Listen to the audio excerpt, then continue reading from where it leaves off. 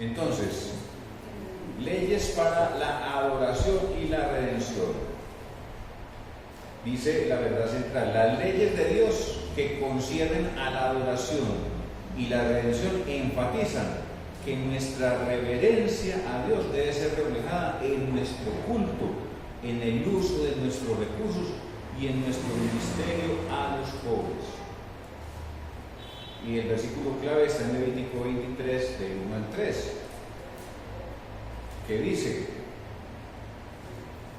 habló Jehová a Moisés diciendo: habla a los hijos de Israel y diles: las fiestas solemnes de Jehová, las cuales proclamaréis como santas convocaciones, serán estas: 6 días se trabajará, mas el 7º día será de reposo, santa convocación. Ningún trabajo haréis, día de reposo es de Jehová en donde quiera que habitéis. O sea, nosotros no descansamos el sábado, pero es el domingo, ese es nuestro descanso. Entonces, hoy estudiaremos primero leyes respecto a los regalos sagrados, que están en Levíticos 22, del 18 al 20. Segundo, la celebración del sábado, que está en Levítico 23, versículos 2 y 3. Tercero, el año sabático, Levítico 25, 3 y 4. Y el año del jubileo, que está en Levítico 25, 20 a 23 y luego el 35 y 36. Que fueron los versículos que leímos esta mañana. Entonces, primero, leyes respecto a los regalos sagrados.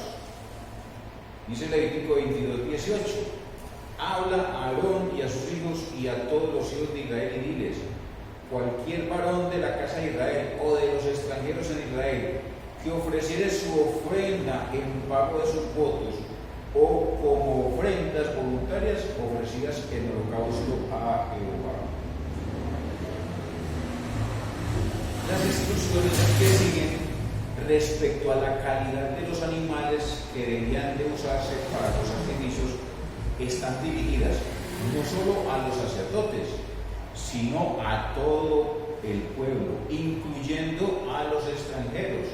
Mira lo que dice: si alguno presenta su sacrificio, en la forma verbal es presenta y el sustantivo es sacrificio, se deriva de la misma raíz. La idea básica es acercarse, estar cerca, pero llegó a ser un término técnico del vocabulario del culto. Entonces, ahí es importante tener en cuenta esto, lo que dice en la forma de hablar: si uno presenta, ¿cierto?, entrega su sacrificio al Señor, tiene que ser algo que no tenga mancha, tiene que ser sin defecto lo que nosotros entreguemos. En este sentido designa la presentación de las ofrendas. El sustantivo gorbán, traducido aquí como sacrificio, puede usarse para referirse a diversas ofrendas, entre las cuales están el sacrificio y el holocausto. De acuerdo con esto, la ofrenda es un don o regalo con el cual una persona se acerca a Dios para ofrecerse. El sacrificio era una ofrenda animal o vegetal ofrecida a Jehová, se quemaba parcial o totalmente el altar. Ahí podemos ver que ese sacrificio que la persona fuera a hacer debía de ser voluntario, o sea, voluntaria para adoración, o sea, que en su mente y en el corazón escoger lo mejor, lo más robusto, lo que sea más bonito y todo, porque se lo vamos a ofrecer a Dios. O sea, es esa elección que el hombre hace en el corazón para su Dios, o sea, lo mejor, presentar la ofrenda lo mejor a nuestro Dios. En cumplimiento de cualquier voto, la palabra neder, que significa voto, es una promesa solemne que se hace a Jehová. Una vez que el voto ha sido pronunciado, se hace válido, de tal manera quien lo hace está obligado a cumplirlo. La promesa hecha en el voto era siempre de carácter religioso. El holocausto, olá, es la ofrenda que sube. Se caracteriza porque la víctima es quemada completamente en el altar.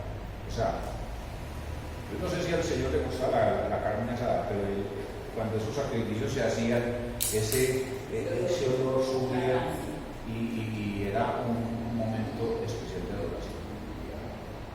Y en este caso, toda la víctima se consumía, o sea, los sacerdotes no sacaban parte para ellos y para nadie, sino que todos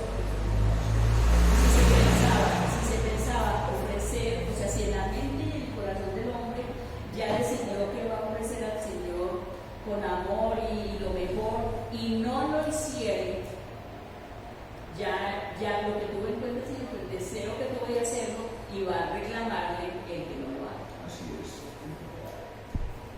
Luego dice Levítico 22:19. Para que sea aceptado, ofreceréis machos sin defecto de entre el ganado vacuno o de entre los corderos o de entre las cabras. Será un macho sin defecto. Esta norma enfatiza una verdad: Dios merece lo mejor. Al escoger el animal para el sacrificio, debe buscarse uno que sea digno de Jehová. Los sacrificios eran medios a través de los cuales se alababa a Dios o se solicitaba su perdón y reconciliación. Y si pudiéramos traer nosotros ese estilo acá, a nuestro tiempo, nuestra congregación, es el propósito: cómo me propongo yo venirme para la casa del Señor, a adorarlo, a exaltarlo, a glorificar su santísimo nombre, y querer hacerlo, pero después decir, no, mejor para otra parte, mejor cosa. Ya en el corazón del hombre hubo una disposición, pero no lo hice culpable delante de la presencia del Señor. O sea, cuando elegimos por el Señor, debemos cumplirlo. ¿Cómo es? Lo que a Dios promete, no tardes en cumplirlo, es la palabra del Señor. Entonces, este día que ha sido creado para poder reunirnos como congregación, como iglesia, debemos de venir con un corazón lleno de gratitud para adorar y glorificar el nombre del Señor, unidos como familia. Luego dice Levítico 22:20. Ninguna cosa en que haya defecto ofreceréis, porque no será acepto por vosotros. De modo que esta razón es más que suficiente para tener todo el cuidado de buscar el animal perfecto para ofrecerlos a Jehová. La perfección de la víctima para el sacrificio es tan importante que la instrucción se repite para que no quede ninguna duda al respecto. También el Señor da instrucciones a su pueblo en cuanto al día que se le debe consagrar a Él. ¿Cuál es el día que se le consagraba a Él? En el Antiguo Testamento. El Sabbat, ¿cierto? El sábado. Es el séptimo día, y sigue siendo el séptimo día, porque 6 días trabajarás, más el séptimo será reposo al Señor. El Señor resucitó el primer día de la semana, entonces tenemos 6 días para trabajar y el primer día de la semana para adorar y glorificar el nombre del Señor. Así es. Segundo, la celebración del sábado. Dice Levítico 23:2. Habla a los hijos de Israel y diles: las fiestas solemnes de Jehová, las cuales proclamaréis como santas convocaciones, serán estas. Mis fiestas solemnes. Este capítulo se ocupa de las fiestas religiosas de Israel, en las cuales había santa convocación para rendir adoración a Jehová. Entre estas se encontraba el sábado. El sábado. el término sábado quiere decir, el sabbat. El término sabbat quiere decir reposo. Entonces en el calendario simplemente lo llamaron sábado, pero nuestro día de reposo es solo que es el día de reposo, que después una historia de cuanto a la resurrección del Señor. Pero el término reposo, sabbat, quiere decir reposo. Un descanso. Entonces, ¿por qué nosotros lo celebramos un domingo sabiendo que es un sábado y hay que respetarlo con respeto? Entonces, nosotros, ¿por qué desobedecemos?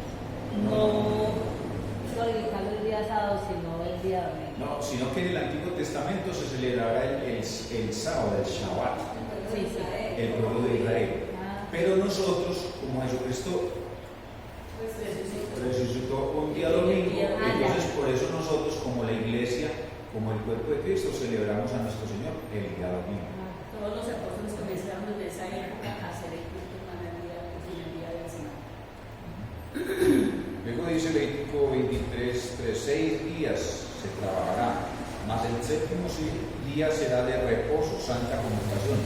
Ningún trabajo haréis, día de reposo es de Jehová, en donde quiera que habitéis. El séptimo día será sábado de reposo. En Génesis 2, del 2 al 3, se afirma que Dios reposó de su trabajo el día séptimo y por eso bendijo y santificó tal día. ¿Quién tiene Génesis 2, versículos 2 y 3? No hay duda que el escritor sagrado introduce este dato para enfatizar y dar valor a la práctica de guardar el sábado como un día dedicado a Jehová. 2, 2 y 3. Dice la palabra del Señor. Y acabó Dios en el día séptimo la obra que hizo, y reposó el día séptimo de toda la obra que hizo. Y bendijo Dios el día séptimo y lo santificó, porque Él reposó de toda la obra que había hecho en la creación. Así es. Entonces, para nosotros, el día séptimo es el domingo. Lunes, martes, miércoles, jueves, viernes, sábado y domingo. No, realmente el domingo es el primer día de la semana. O sea, no hay que entenderlo que Lo repito. o sea, el domingo es el primer día de la semana. ¿Por qué nos congregamos? Porque los discípulos comenzaron a congregarse el primer día de la semana. O sea, ustedes son nuestro ejemplo. ¿Por qué? Porque Jesús resucitó el primer día de la semana. O sea, no hay que guardar el séptimo y el Señor dice que nadie nos juzgue en el día de reposo, ni en lo que comemos, ni nada. ¿Cierto? O sea, ya para el Antiguo Testamento ya no estamos bajo la ley. Sí, así es. Bueno, luego dice, al leer Éxodo 20 del 8 al 11 y Deuteronomio 5 del 12 al 15, encontramos que el primero coloca como fundamentos para el sábado el hecho de que Dios descansó de su trabajo de creación el día séptimo, mientras que el segundo pone como base la liberación de Israel de la esclavitud de Egipto. No hay contradicción en estos dos textos. Más bien debemos verlos como complementarios. El término Shabbat significa reposo, descanso, y se utiliza para referirse al descanso de Dios de los animales y de la tierra, pero no hay duda de que llega a ser un término técnico de Sí, hay algo, hermanos, y es que hay algunos grupos que de pronto señalan al pueblo cristiano evangélico porque nos reunimos los domingos. Entonces, esas denominaciones dicen, no, es que ustedes se tienen que congregar ese el sábado, más aún, tiene que empezar el tiempo desde el viernes en la noche y termina el sábado, porque si no lo hacen así, entonces es tal cosa. Pero resulta que es claro, había una instrucción precisa de parte de Dios para el pueblo de Israel, no solamente en eso, en muchísimas cosas. Pero no nos debemos nosotros como pueblo creyente, pueblo cristiano, sentir mal que porque nos congregamos los domingos, porque somos neotestamentarios. Esas cosas del Antiguo Testamento vinculan al pueblo de Israel a los judíos. De hecho, ellos todavía lo siguen haciendo. Si alguien tiene un amigo que es judío, para ellos el sábado es importantísimo. Pero no solamente eso, un sinnúmero de cosas. Hay grupos que dicen, no, es que nosotros nos reunimos ese sábado, pero no cumplen otras cosas. Entonces deberían de cumplirlo todo, no lo hacen. Entonces no nos sintamos mal, porque realmente los argumentos es que el mismo Señor dice, entonces no voy a hacer una actividad el día de reposo. Fue y sanó y le recriminaron. Los fariseos le recriminaron al Señor porque Él le dijo a una persona que llevaba paralítica cantidad de tiempo, le dijo, levántate. Entonces, ay, ¿por qué lo levantó el día de reposo? No lo podía hacer. Miren al punto en que llegaron los judíos. Entonces, no es que somos más santos porque nos congregamos los sábados, nunca. Si por alguna razón nosotros no nos pudiéramos congregar los domingos, otro día de la semana, lo haremos. Lo importante es esa relación que la persona tiene con el Señor Jesucristo, porque realmente es todos los días, todos los días. El día domingo nos congregamos como iglesia y es maravilloso, pero la relación con el Señor es durante todo el día. Así es. Y es, por ejemplo, uno nota a los adventistas, ellos se reúnen el sábado. Sí. Y dicen, no, es que eso hay que hacerlo así, porque es lo que demanda la palabra, pero nosotros obviamente, nosotros somos neotestamentarios. Jesucristo resucitó el domingo y por eso nos reunimos el primer día de la semana. Claro, y equivocadamente nos señalan, hay una persona que se quería congregar con nosotros, pero la condición cuál era, que nos teníamos que congregar los sábados. Y no, es que no es así. No, por eso no se congrega él. Yo no sé dónde esté yo. El sábado era el día en que el pueblo de Israel se congregaba para adorar a Jehová y para ser instruido en su ley. En él no se permitía ningún tipo de trabajo, pues estaba consagrado a Jehová. De esta forma, el pueblo es enseñado que una forma de mostrar la reverencia y sumisión a Dios es teniendo un día especial para rendirle culto. Y es lo que hacemos nosotros. Nos reunimos el primer día de la semana para rendirle culto al Señor. Los judíos se reúnen el Shabbat para rendirle culto. Hay algunos pueblos que los miércoles, que es el día de reposo de ellos, lo hacen el miércoles. Tercero, el año sabático. Dice Levítico 25:3, 6 años sembrarás tu tierra y 6 años podarás tu viña y recogerás sus frutos. Todo el trabajo de la labranza de la tierra estaba permitido por 6 años. En este tiempo el israelita sembraba su campo, cuidaba sus cultivos y cosechaba los frutos para su beneficio.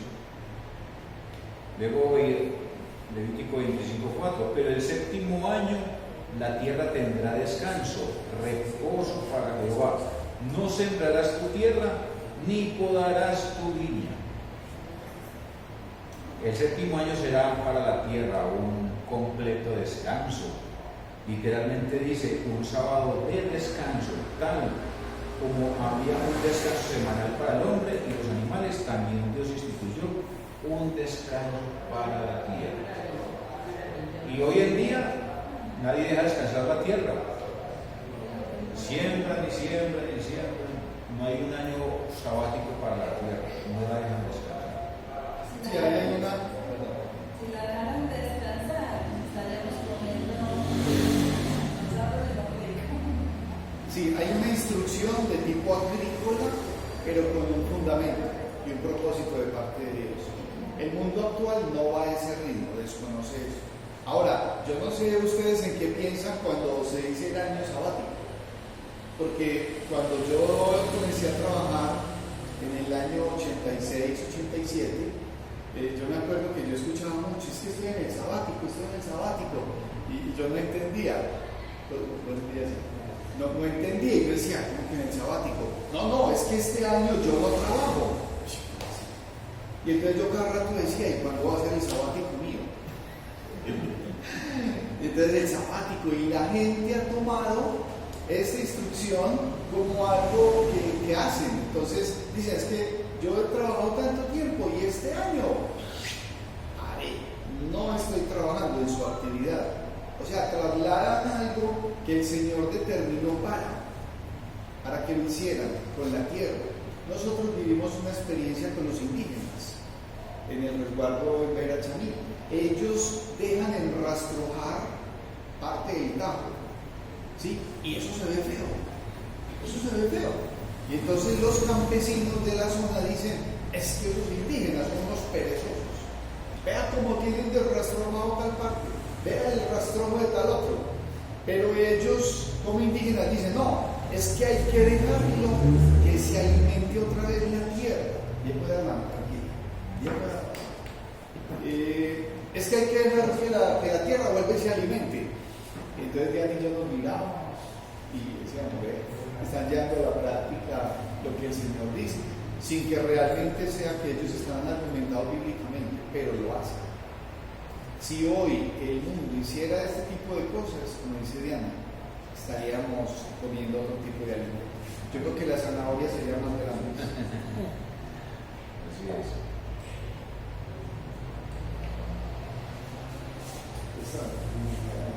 Este descanso venía después de los 6 años en que le estaba permitido labrar la tierra. Durante el año de descanso, la tierra no podía ser sembrada, ni los cultivos podados, ni los frutos cosechados. Lo que la tierra producía de por sí servía de alimento para el dueño de la parcela, para sus siervos, para sus jornaleros y para los forasteros que estaban bajo su protección. Según Éxodo 23 del 10 al 11 dice, también los necesitados del pueblo y los animales aprovechaban esos frutos para su sustento. O sea, en ese año de sabático descansa la tierra producía fruto, ella seguía produciendo, ¿cierto? Y ahí se aprovechaba para las personas que necesitaban del pueblo. Los animales aprovechaban estos frutos para su sustento.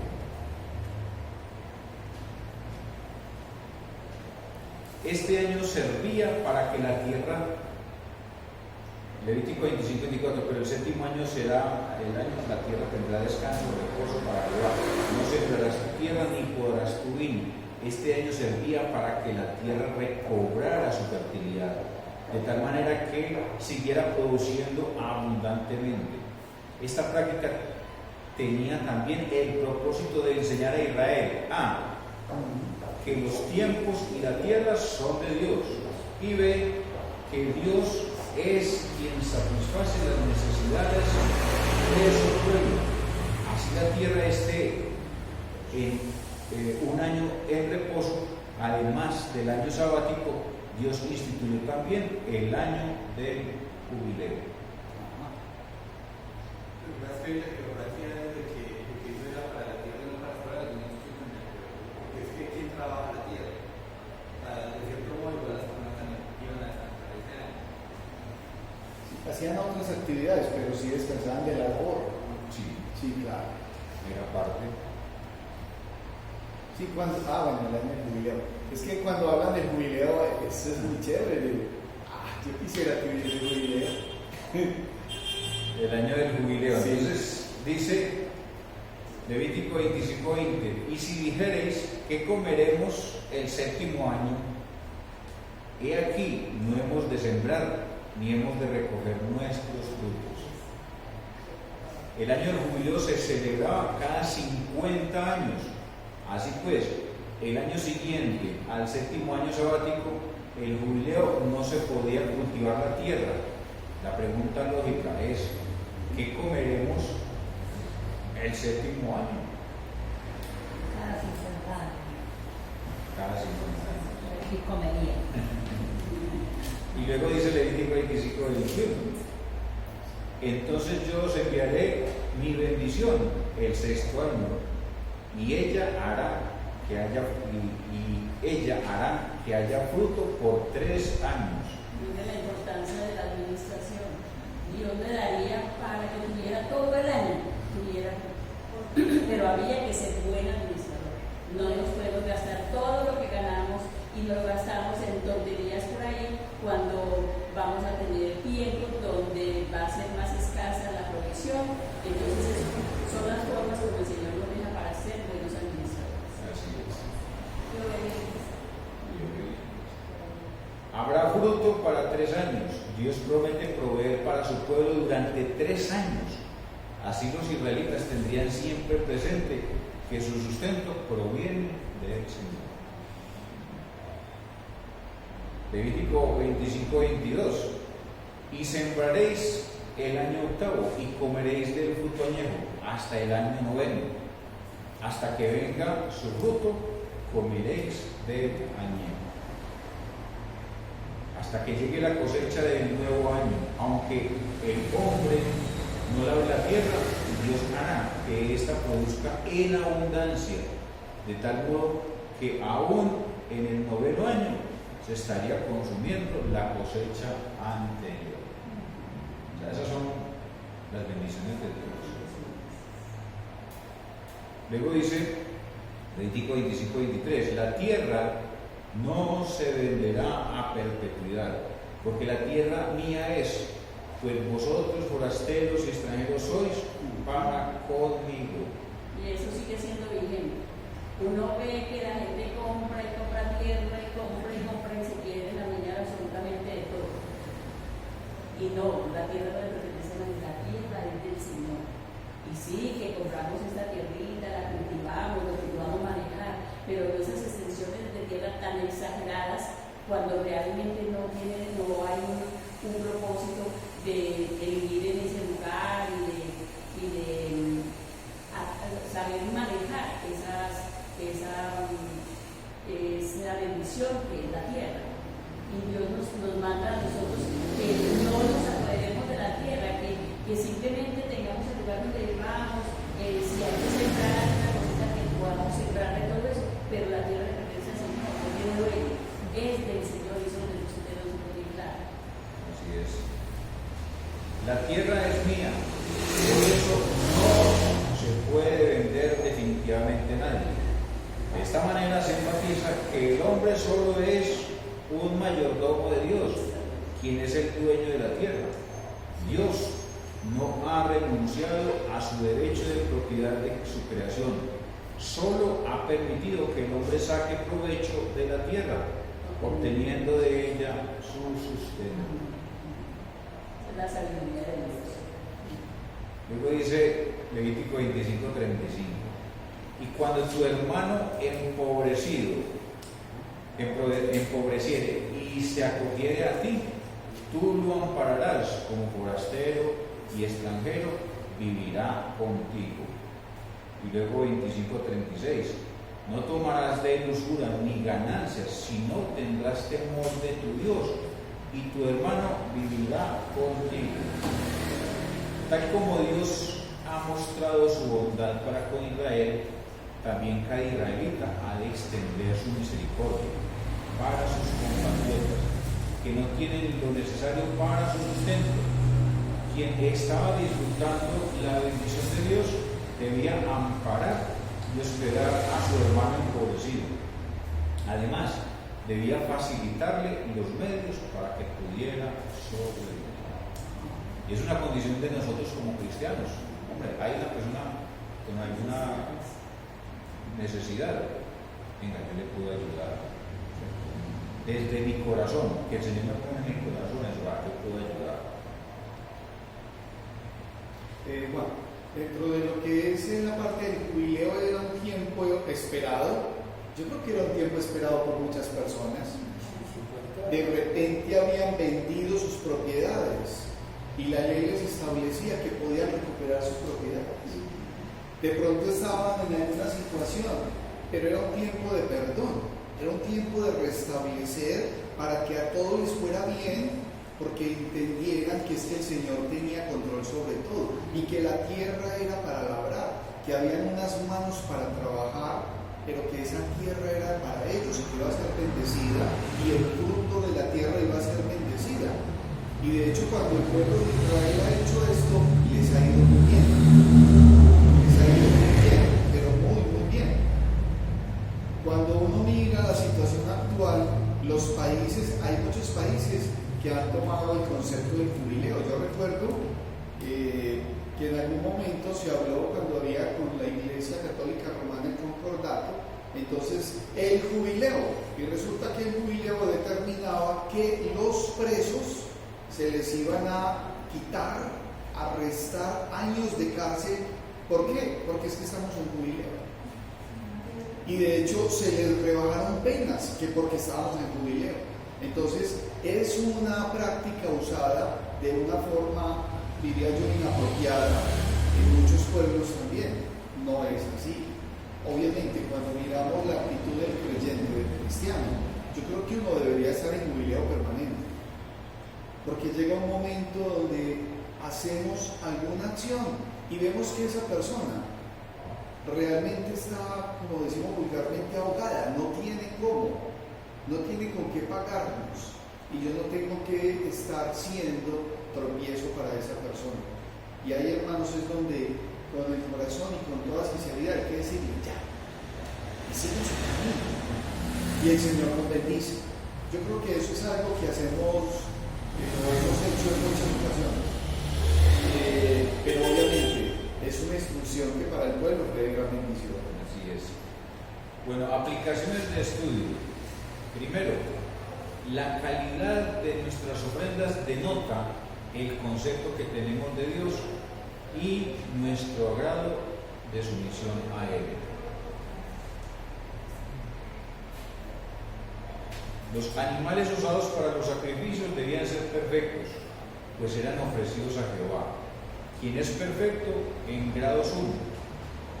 Ofrecer de menos calidad era una ofensa a Dios. Si ofrendamos al Señor lo mejor, quiere decir que reconocemos su santidad y soberanía. Pero si damos lo que nos sobra o lo que no sirve, le ofendemos y menospreciamos. En alguna ocasión un pastor nos enseñó acerca de, bueno, nosotros no traemos ofrendas de animales ni eso, pero damos nuestras ofrendas y nuestros bienes. Y el pastor decía que a él le parecía increíble ver a la tesorera mostrando unos billetes tan feos, tan viejos, tan dañados, como si la persona que los da dijera, ay no, voy a dar este más bien, más feo que ellos allá, lo cambian de alguna cosa, entonces ¿qué estamos trayendo para Dios? Aún en eso estamos mostrando si hacemos las cosas de calidad para el Señor o no. Bueno, está bien, se tiene el billetico feo y es lo único que se tiene, y el Señor sabe el corazón con que se da, pero no que nazca de nosotros que vamos a dar eso feo para el Señor teniendo como decir, bueno, y desde eso yo aprendí que uno mira hasta el billete que va a dar para las obras del Señor, o en una canasta de amor, o sea, uno para la canasta de amor no va a traer cosas dañadas, podridas. ¿Por qué? Porque es para darle a un hermano. Entonces uno tiene que tener mucho cuidado con el corazón. Obviamente si yo tengo esto y lo quiero dar, pues tengo que revisarlo primero, ¿cierto? Pero que hagamos las cosas con buen corazón, buena disposición, porque para Dios es lo mejor de nuestro tiempo, de nuestro dinero y de nuestros talentos. Así es. Y algo muy importante sobre eso de las ofrendas es que todo lo que entra por esa puerta es ofrenda al Señor. O sea, no es que esta es la ofrenda del hermanito fulano, no, porque ya Él propuso en su corazón que trae la ofrenda al Señor, sea en enseres o sea en dinero, lo que sea. Entonces, lo que entra por esa puerta es santo al Señor. Y por eso la disposición de la iglesia, de las personas que reparten, que dan, que hacen alguna cosa con ellas, que distribuyen esas ofrendas, es importantísimo. El corazón y el cuidado que tiene que tener para administrar los bienes que son del Señor. Porque eso fueron ofrendas que tuvieron los hermanos al Señor, no a personas de carne y hueso, pues aquí en común, sino son del Señor, le pertenecen a Él, y por eso hay que tener mucho cuidado con qué damos, cómo lo damos y cómo se gastan, cómo se distribuyen. Segundo, el uso correcto de los recursos que Dios nos da es una forma de evidenciar nuestro respeto y sumisión a Él. Los israelitas sabían que todo le pertenece a Dios y que el hombre es solo su administrador. Un adecuado manejo de los recursos que Dios nos da es sabio y manifiesta nuestro reconocimiento de que Él es quien nos provee lo necesario. En cambio, el abuso de estos recursos pone al descubierto nuestra rebeldía a Dios y nuestra irresponsabilidad con quienes nos rodean. Tercero, Dios nos provee para que extendamos nuestra bondad a quienes sufren. Y dice Efesios 4:32, más bien sean bondadosos y compasivos unos con otros y perdónense mutuamente, así como Dios los perdonó a ustedes en Cristo. Los hebreos fueron enseñados a extender su bondad hacia quienes están en desgracia. También el cristiano debe ser consciente de que cuando Dios derrama sus bendiciones sobre él, es para que las comparta con quienes sufren.